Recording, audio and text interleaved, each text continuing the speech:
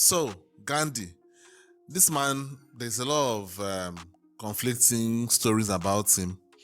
While growing up, I knew about this man, I knew about his name, and he was always said to be this almost like a man that you put on a pedestal of almost like a god in India. Like, that he was so good, he was basically not even human. Almost like a saint, just like how Catholics look at saints. So it's almost like that was how Indians were looking at Gandhi. But recently, as I have grown up, in the last couple of years, I've been hearing some conflicting stories about this man, that he was not as good as most people think, or as good as the media says he was. So this should be a very interesting one. It should be a very interesting one. I'm really going to be learning a lot here. Hopefully this video is accurate, because at the end of the day, these are YouTube videos and you don't really know if the person that is making this video knows what they are saying. But hopefully this channel is a very big channel, so hopefully they've done their research, and this should be a good one. Let's get right into it.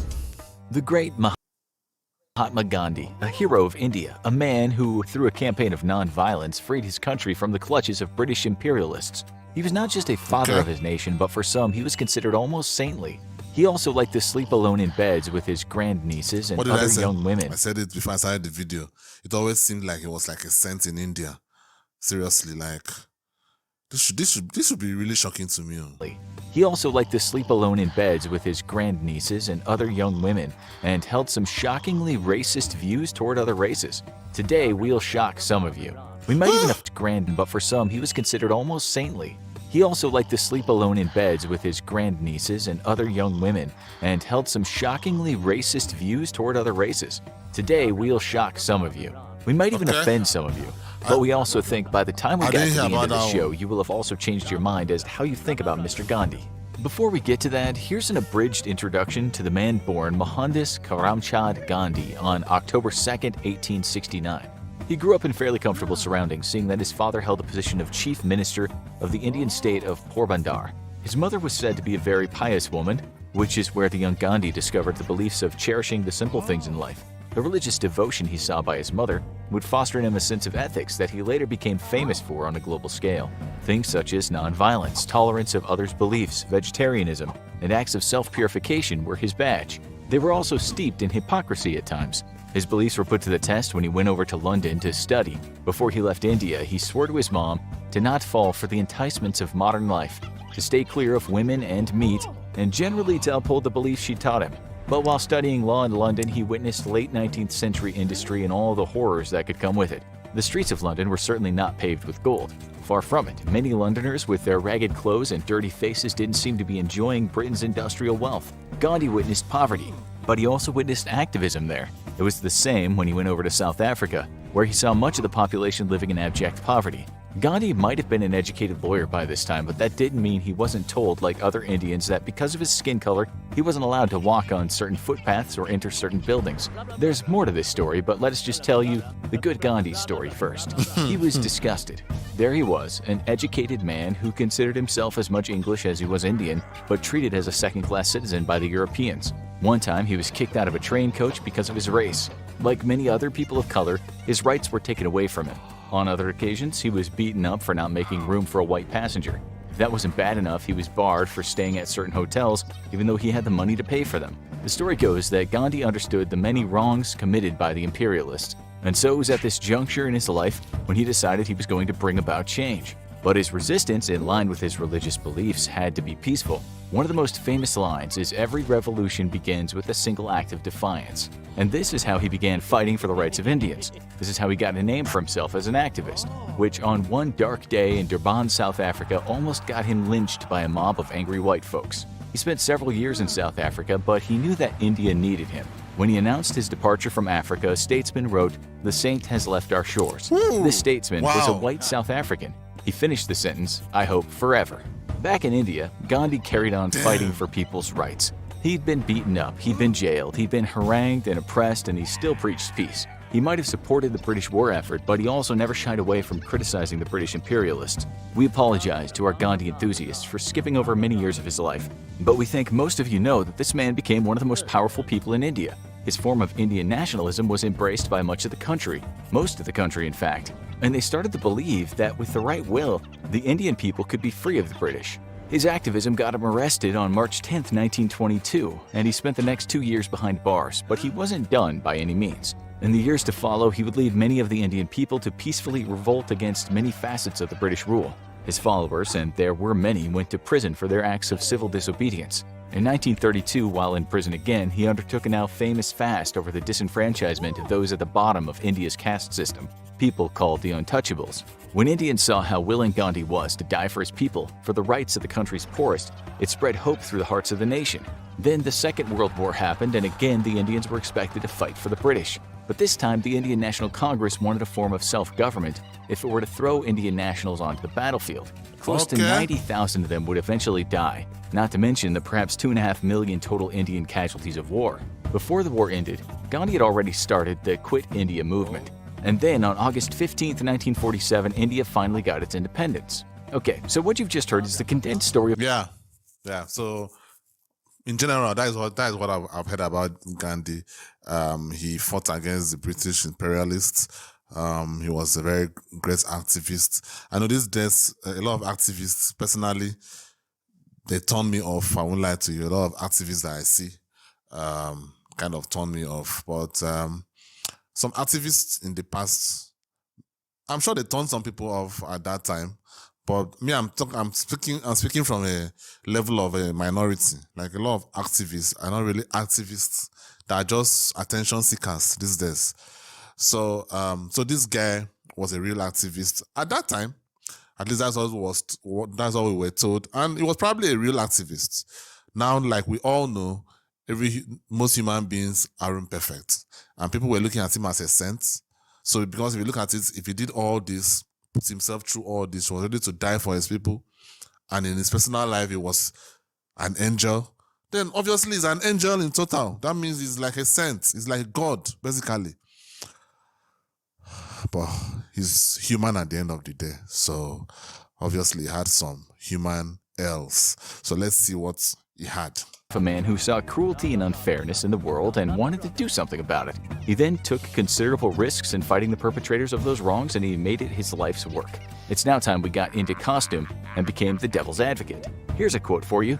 Hitler killed 5 million Jews. It's the greatest crime of our time, but the Jews should have offered themselves to the butcher's knife. They should have thrown themselves into the sea from cliffs. It would have aroused the world and the people of Germany. As it is, they succumbed anyway in their millions. Yes, those were the thoughts of Gandhi. He was taking nonviolence to another level, and he was not surprisingly condemned for saying such things. While his belief might not exactly fall into another level, and he was not... Yes, those were the thoughts of Gandhi. And the people butcher's knife. They should get. Here's a quote for you. Hitler killed 5 million Jews. It's the greatest crime of our time, but the Jews should have offered themselves to the butcher's knife. They should have thrown themselves into the sea from cliffs. It would have aroused the world and the people of Germany. As it is, they succumbed anyway in their millions. Okay, I now understand it. Yes, those were the thoughts. I now understand this, and that is crazy. No. Do you know what I was thinking at first when I heard that particular quote? I was thinking that it was more of like, instead of like accepting to be locked up in concentration camps, that they should have, maybe killed themselves or something instead. Something like that. That was what I was thinking. It didn't sound like, obviously it's still kind of not good, but it's not as bad as the real meaning of it.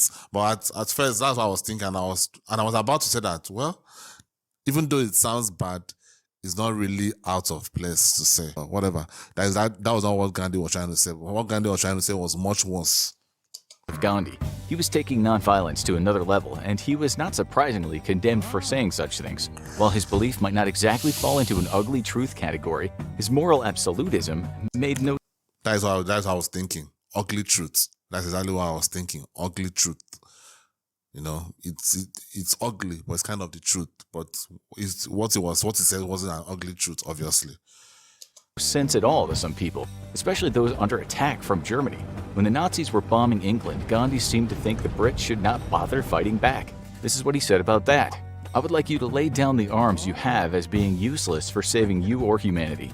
You will invite Herr Hitler and Signor Mussolini to take what they want of the countries you call your possessions. If these gentlemen choose to occupy your homes, you will vacate them. If they do not give you free passage out, you will allow yourselves, man, woman, and child, to be slaughtered, but you will refuse to owe allegiance to them. In hindsight, we all now know the many added horrors that would have occurred had governments followed Gandhi's instructions and just allowed Nazi Germany to do what it wanted. His assertion also sounds much worse when you consider some people now say that Gandhi was a racist. In 2019, in the African nation of Malawi, people were saying just that. In Ghana, that same year, a Gandhi statue was taken down at a university. You might think that's strange, given what we told you about Gandhi fighting for people's rights when he was in South Africa. Well, in Ghana, many people right now don't have much love for Gandhi, which can be seen on Twitter when folks use the hashtag #GandhiMustFall.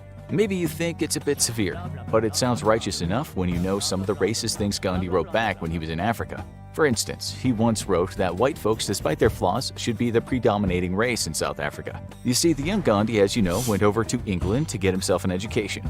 It seems it was his dealings with the ruling British that convinced him that Europeans were just more civilized than the black people in Africa. We should say that he changed his entire stance in time and became an anti-racist, but it wasn't always like that. He also wrote in a letter summing up the beliefs to the British that the general belief seems to prevail in the colony that the Indians are a little better, if at all, than the savages or the natives of Africa. He absolutely thought that many Africans were savages, and he used derogatory language too when referring to black people, such as the term kafir. In 1904, he wrote another letter stating that he was upset about these people living amongst Indians, saying, "About the mixing of the Kafirs with the Indians, I must confess I feel most strongly." He wrote that as long as blacks were mixed with Indians, then diseases such as the plague would further spread. You can now understand why some people are now calling Gandhi out. They also accuse him of being a hypocrite, saying that he didn't believe in the rights of Africans at all, while also working with the British government in segregating whites from blacks. A stunning example of this is when Gandhi petitioned the colonial government in South Africa to ensure the Indian people didn't have to share the same queue as black people when they went to the post office in Durban. He didn't think it was fair that Indians couldn't queue with the whites. Some people now try to cover for Gandhi, saying he was just a product of his times, although one would think that a person of high intelligence would still have known right from wrong, even if they didn't always fight for what was right. Others now say that Gandhi was a card-carrying member of the Aryan Brotherhood, and no, we don't mean that bunch of violent, angry neo-Nazis whose pastime is smoking amphetamines and sharpening shivs. We mean the Brotherhood that wore suits and smoked pipes in dingy boardrooms. For example, when asked just how racist Gandhi was, one of his new critics wrote, "Gandhi believed in the Aryan Brotherhood. This involved whites and Indians higher up than Africans on the civilized scale. To that extent, he was a racist. To the extent that he wrote Africans out of history or was keen to join with whites in their subjugation, he was a racist." As we say, Gandhi shifted his stance, but how much he shifted we can't say. The question is, when he was telling people to lie down for the Germans, did any part of him still believe in superior races? You have to remember, when Gandhi was in South Africa, it wasn't as if black people hadn't already for years been fighting for their rights. You can't just say Gandhi was a product of the times, because he knew very well that a race of people rightly felt they were violently oppressed. When Gandhi was in England, he spent most of his time hanging out with intellectuals and the odd vegetarian, and then once he was in South Africa, he found himself having to share the same train carriages and join the same queues of a people he referred to as coolies. He hated this. That much was evident in 1906 when, during the Zulu Rebellion, Gandhi supported the British in what he termed the Revolt of the Kafirs. These people, who he pretty much believed were barbarians, he said deserved British rule because they spent most of their days in indolence and nakedness. Again, people say you have to forgive him for his foibles. They say he had his road to Damascus moment and he changed his views. Nonetheless, as his critics still point out, even if he did hold some racist views on racial hierarchies, why could he not ever refer to African people as Africans and not coolies or Kafirs? His utter lack of respect for Africans was evident when he attended a dinner party held by the British imperialist Hugh Wyndham, 4th Baron Leconfield. Gandhi was overjoyed to be seated next to some of the empire's toffs, and he quite enjoyed his aubergine cutlets and plum tart. He gave a speech about his leaving Africa, saying he hoped the Europeans of South Africa would take a humanitarian and imperial view of the Indian question. But one of his biographers pointed something else out. That was the fact that Gandhi never said any farewells to any Africans, even though he'd been in Africa. That biographer said Gandhi didn't think Africans deserved a goodbye message. We hammered this point home just a little bit, only because you have to admit that it's quite a huge deal when a human rights advocate fighting to end discrimination went along with discrimination and human rights abuses. If he was flawed in public, what about his personal life? Well, things get even more strange now. Gandhi once Oh, wrote to his son that a person who marries in order to satisfy his carnal desire is lower than even the beast. He had no time for casual sex and human relations, and he himself became celibate at age 38. He'd gotten married when he was 13 but turned away from sex later. So then why did the Guardian newspaper write that Gandhi was prone to having weird, manipulative flirtations with young unmarried women? Why also in 2021 did some people in California knock down a statue of the great man? The answer is that some people think Gandhi wasn't just hypocritical California is kind of crazy, so I wouldn't, that doesn't count. when it came to racial equality, but also in relation to his thought. 2021, did some people in California knock down a statue of the great man? The answer is that some people think Gandhi wasn't just hypocritical when it came to racial equality, but also in relation to his thoughts on sexual purity. When it was decided that the statue in California should be re-erected, a group called the Organization for Minorities of India was dead set against it. When asked why, a spokesperson Wow. for the group explained Gandhi was instrumental in influencing national treatment of women in India. He said, "My life is my message," and the life he modeled for the nation was one of sexually exploiting his grandnieces and many other teenage girls under the guise of performing celibacy experiments. Gandhi stands accused of being sexist, racist, and also committing creepy acts with young women. Like other spiritual leaders that have tainted the earth with their footsteps, Gandhi has been called a predator, which we don't have to tell you is a really bad look for someone touted as being a man of peace with a pure soul. Nonetheless, when people are accused of such things, we should hope there's a lot of evidence, or even some evidence to back it Yeah. up. Well, he was against birth control unless it was the kind of control that involved a man or woman taming their animal passions. Once he said, if people have too much sex, they will become soft-brained, unhinged, in fact, mental and moral wrecks. Then, when he was an aging man in the 30s, he asked his young grandniece to get into bed with him. He told her that it was an experiment to see if he could control his own animal passions. As bad as it looked, he didn't hide what he was doing, which was to test or further test his conquest of sexual desire. It was written that he didn't care what people thought about it. One author said, when a close disciple heard of Gandhi's experiments with celibacy, he had threatened to leave the ashram unless Gandhi rectified his predatory behavior. His choices Man, that is so funny. What the hell? I know it's not fully funny, but it's kind of funny. Like someone trying to test their their celibacy by doing experiments, hanging around young women. What the hell? Damn, that is cold. That is really, really cold. Again, I'm not supporting it, but if I'm going to be objective, I mean, it's kind of a neat test. Kind of a neat test. Obviously, underage is bad. I'm saying like if it is like a woman that is of age and you are someone that is trying to stay celibate, you know. Let's just say in the modern world, you're trying to stay celibate in this modern world, and you want to test your celibacy. I mean, you could try to test it with young beautiful women of age, so to see how strong you are in your celibacy. That's why it's funny to me, because like I'm just picturing it like if you look at it objectively, it's kind of right to try and test it to see how celibate you are. But at the end of the day, why do you have to test it if you are celibate? Just be there. Maybe if someone tries to seduce you, you try and test your celibacy at that point, right? Don't test it by forcing it. Just be there. Maybe someone tries to seduce you, you test it at that point. were clearly never acceptable. These experiments not only involved his grandniece, but other young women and girls at the ashram. He never did have intercourse with them, but let's just say he really tested himself. As for how his wife felt about all this, Gandhi never seemed to show her much love. He once said he couldn't bear to look at her in the face, and is famously known for denying her life-saving drugs. He certainly took a lot of criticism for the 2-week celibacy experiments, and he still does now, just as he does for many of his more conservative beliefs regarding sex and gender. To give you an idea about those beliefs, his answer to 2 women being attacked by men in the street was for them to shave off their hair so they were no longer attractive to men. Yeah, he blamed the women for a male problem. Even once went as far as to say that a woman's menstruation cycle was actually a manifestation of the distortion of a woman's soul by her sexuality. For many people, Gandhi was a racist with a predilection for sexually focused predatory behavior. Others say, leave him alone. The man did good on the whole and can be said to have done something not many people can attest to in actually changing the world. Today, we've just played the devil's advocate, and we'll let you decide what to make of Gandhi.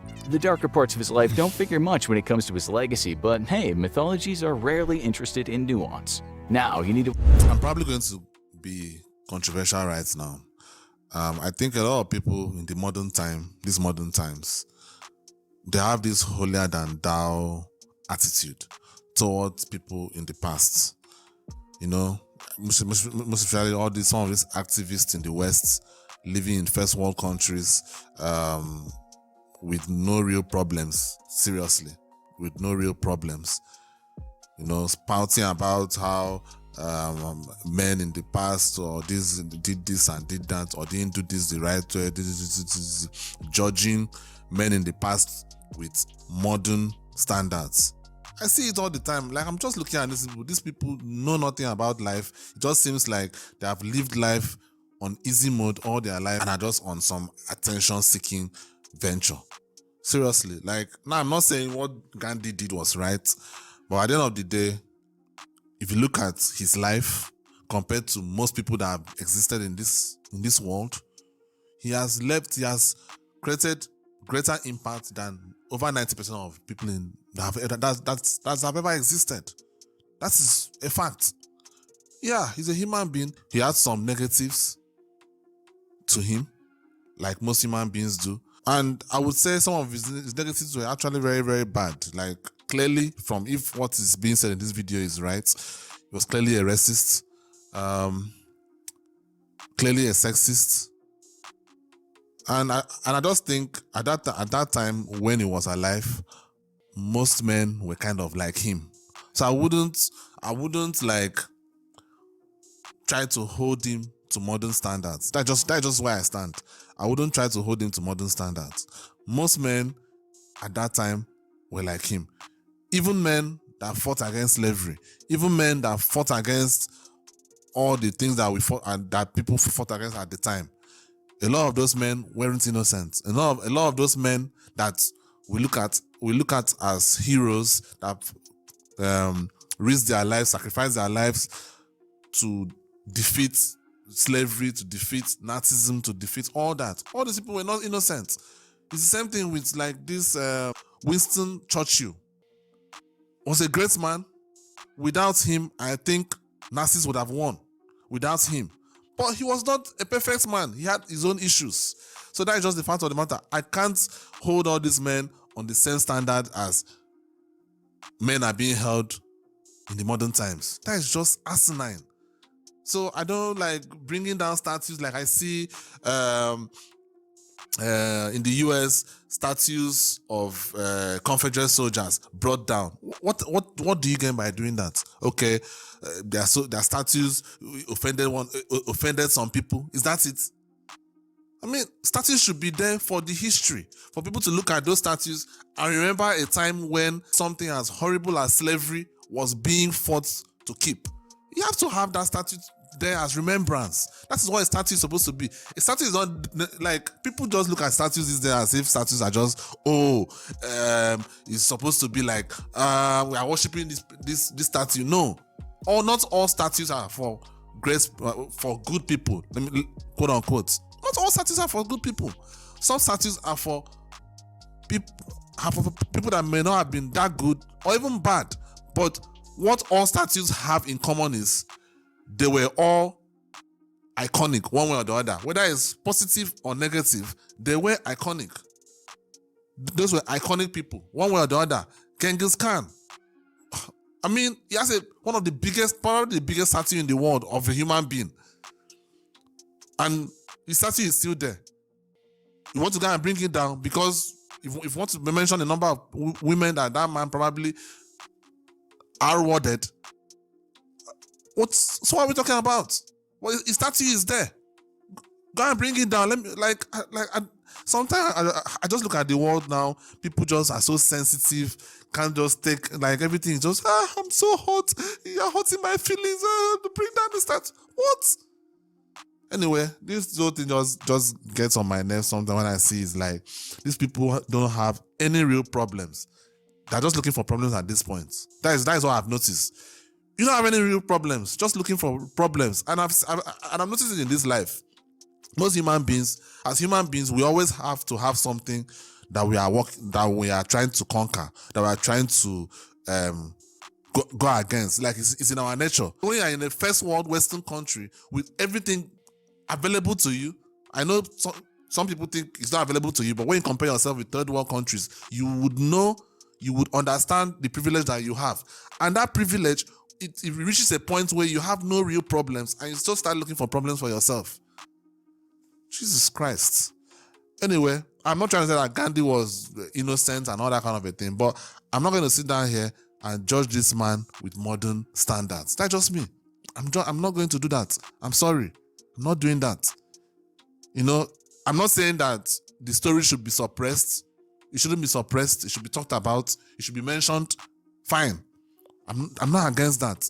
But bringing down statues of Gandhi or trying to erase his name because come on, man. Come on. The man was instrumental in helping the Indians fight against the imperialists. Anyhow you want to look at it, he may have had some bad views earlier in his life. He may have, had some habits, in his private life. But at the end of the day, he was instrumental in history, whether you like it or not. You can talk about his negatives, that is fine. But bringing down statues and doing all this, I really do not understand it. I really don't. I'm not saying you should not talk about him or you should not talk about what he did, but I just feel like this holier than thou attitude that some of these people have in these modern times, I just think it's just as a result of having no real problems. Anyway, let me know what you think down in the comments. I know I'm probably going to annoy some people, probably offend some people, but that's just my opinion. That's just where I stand with all this judging of people in the past as if they're in the modern time.